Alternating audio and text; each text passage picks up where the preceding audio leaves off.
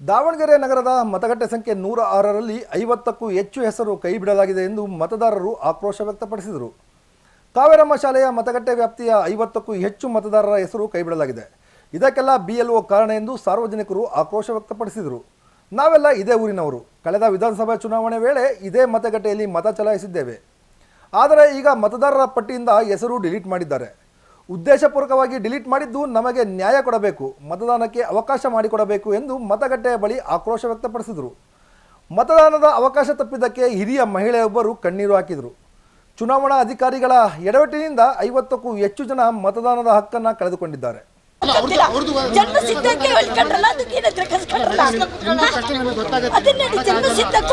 ಇಲ್ಲ ಮೇಡಮ್, ನಿಜವಾಗ್ಲು ವಿಷಯದಲ್ಲಿ ನಿಜವಾಗ್ಲು ನಾನು ವಿಧಾನಸಭೆಯಲ್ಲಿ ಭಾರತ ಅವನಿಗೆ ಸಮಾಧಾನ ಮಾಡ್ಕೊಂಡೆ.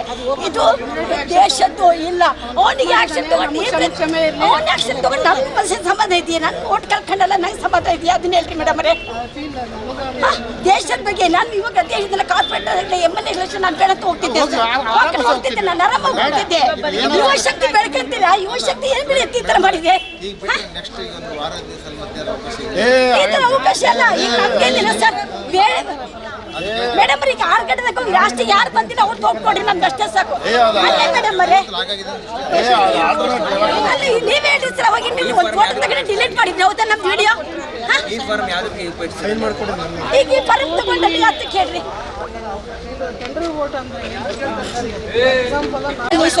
ಇದ್ದೀನಿ ಸರ್, ಈ ವಿಷಯದಲ್ಲಿ ಮಾತ್ರ ನಾನು ಮೋದಿ ಲೆಟರ್ ಬರೀತಿದ್ದೇನೆ. ಈ ವಿಷಯದಲ್ಲಿ ಮಾತ್ರ ನಾನು ಓದೋಗ್ತೇನೆ ಅಷ್ಟೇ. ಈ ದೇಶದಲ್ಲಿ ಬದುಕಿದ್ದು ಸತ್ತಂಗಾಯ್ತು, ಯಾವುದಕ್ಕೂ ಸಾಧ್ಯ ಇಲ್ಲ ನಮ್ಮ ಜೀವನ. ನಾವು ಸರ್ ನಾರ್ತ್ಲಿ 107 ಬೂತ್ ನಂಬರ್ ಸರ್ ನಮ್ಮದು. ಇಲ್ಲಿ ನಮ್ಮ ಫ್ಯಾಮಿಲಿಯಲ್ಲಿ 4 ಜನ ಇದ್ವಿ. ನನ್ನ ಮಗನ ದೋಟಿಲ್ಲ ಅಂಥದ್ದು. ನಾವು ಹಿಂದೆ ಮುಂದೆ 10 ಫ್ಯಾಮಿಲಿಯಲ್ಲಿ 15 ಜನದ್ದು ಇಲ್ಲಿ ಇಲ್ಲ ಸರ್. ಇಲ್ಲೇ ಇದ್ದೀವಿ ಪ್ರೆಸೆಂಟಾಗಿ. ಬೆಳಿಗ್ಗೆ 10 ಗಂಟೆಯಿಂದ ವಯಸ್ಸಾದವರು ಅಜ್ಜನಿದ್ರು ಅಜ್ಜಿಯವರು ಎಲ್ಲರೂ ಇಲ್ಲೇ ಇದ್ದೀವಿ. ಬೆಳಗಿಂದ ಕೇಳಿದ್ರೆ ಈ ಮಿನಿಸ್ಟ್ರಿ ಬರಬೇಕು, ಈ ಕಮಿಷನ್ ಬರಬೇಕು ಅಂತೇಳಿ ಇಷ್ಟು ತನಕ ಕಡ್ದು ಈಗ ಯಾರು ಆಗಲ್ಲ ಅಂತ ಹೇಳ್ತಾರೆ. ಇಷ್ಟು ತನಕ ಚಾಲೆಂಜಿಂಗ್ ನೋಡ್ಕೊಡ್ಬೋದು ಅಂತಿದ್ದು ಓಟು. ಈ ಚಾಲೆಂಜಿಂಗ್ ಓಟು ನಡಿಲ್ಲ ಅಂತ ಹೇಳ್ತಾರೆ ಇವರು. ಎಲ್ಲ ಊರಿಂದ ಬಂದಿದ್ದೀವಿ, ಬೆಂಗಳೂರಿಂದ ಬಂದಿದ್ದಾರೆ. ನಮ್ಗೊಂದು ಆಸೆ ಇಲ್ಲ ಸರ್. ನಮ್ದು ಯುವಶಕ್ತಿ ಬೆಳಿಬೇಕು. ಅಲ್ಲಿ ಯುವಶಕ್ತಿ ಬೆಳಿಬೇಕಂದ್ರೆ ಇಂಥ ಯುವಶಕ್ತಿಗೆ ಹಾಳು ಮಾಡ್ತಿದ್ದಾರಲ್ಲ ದೇಶ. ಇನ್ನು ಯಾವ ಥರ ಮಾತ್ರ ಮಾಡಬೇಕು? ನೀವು ಎಲೆಕ್ಷನ್ ಪ್ರಚಾರ ಯಾಕೆ ಕರ್ಕೊಳ್ಬೇಕು ನಮ್ಮಂತರಿಗೆಲ್ಲ? ಇನ್ನು ದೇಶ ಉದ್ಧಾರ ಆಗೋದು ಹೇಗೆ ಈ ಥರ ಮಾಡಿದರೆ? DL ಅಂತ ಗೊತ್ತಾ, ಪ್ರೆಸೆಂಟ್ ಅಡ್ರೆಸ್ ಎಲ್ಲ ಅವ್ನು ಇರಲಿಲ್ಲ ಅಂತ, ಹಾಗಾಗಿ ಡಿಲೀಟ್ ಆಗಿದ್ದಾನೆ ಅಂತಾನೆ. ಒಂದೇ ಮನೆ ತಾಯಿ ತಂದೆ ಇದ್ದಾರೆ, ತಾಯಿ ಇಲ್ಲ, ತಾಯಿ ಇಲ್ಲಿ ನೋಡಿ ಮಗಳು ಬೆಂಗಳೂರಿಂದ ಬಂದಿಲ್ಲ, ಅವಳಿದಿಲ್ಲ. ಈ ಥರ ಮಾಡಿದಾಗ ನಾವೇನು ಮಾಡಬೇಕು ಓಟ್ ಹೇಳ್ರಿ? ವಿಧಾನಸಭೆಯಲ್ಲಿ ಈ ಥರ ಆಗಿದ್ರೆ ನಾನು ಬೇಡ ಅಂತಿದ್ದೆ, ನನ್ನ ಮಗನಿಗೆ ಹೇಳ್ಕೊಂಡು ಹೋಗ್ತಿದ್ದೆ ಬಾರ ಹೋಗೋಣ ಅಂತೇಳಿ. ನಾನು ದೇಶದ ಓಟ್ ರೆಡಿಲ್ಲ ಸತ್ತು ಕಳ್ಕೊಳಕ್ಕೆ, ನಮ್ದು ಹಕ್ಕದನ್ನ. ಇಂಥದ್ದು ಈ ಥರದವು ಇನ್ನೊಂದು 100 ಜನ ಆಡ್ರೆ ಏನು ಮಾಡ್ತೀರಾ ಸರ್? ವಿಧಾನಸಭೆಯಲ್ಲಿ ಆಗಬೇಕಿತ್ತು, ಇದೇ ಪ್ರಾಬ್ಲಮ್ಮು.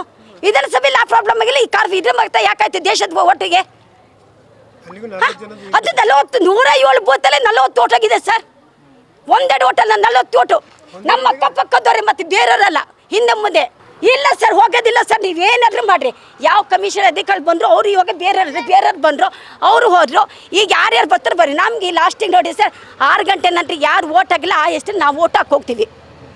ಆ ಓಟ್ ಒಂದು 15 ಓಟ್ ಬೇಕೇ ಬೇಕು ನಮಗೆ. 1 ಓಟಿಂದ ನಮ್ಮ ವಾಜಪೇಯಿ ಸೋತರು. ಇವಾಗ 10 ಓಟಿಂದ ಸೋತ್ರು ಏನಂತೀರಿ ಸರ್? ಯಾವ ಪಕ್ಷ ಆದರೂ ಆಗಲಿ ಸರ್, ನಾನು ಯಾವ ಪಕ್ಷ ಈ ಪಕ್ಷ ಅಂತ ಹೇಳಲ್ಲ. ವಾಜಪೇಯಿದು ಒಂದು ಇನ್ಸಿಡೆಂಟ್ ಹೇಳ್ತೀನಿ. ಬೇಕಾದಾಗ ಸ್ಟೇಟಸ್ ಕಳಿಸ್ತಿರಲ್ಲ, 1 ಓಟಿಂದ ವಾಜಪೇಯಿ ಹೋದ್ರೆ ನನ್ನ ಬೇರೆ ಮಾಡಬೇಡ್ರಿ ಅಂತೀರಲ್ಲ. ಇದಕ್ಕೆ ಏನಂತ ಉತ್ತರ ಕೊಡ್ತೀರಾ ನೀವು? ದೇಶ ಏನಂತ ಉತ್ತರ ಕೊಡುತ್ತೆ?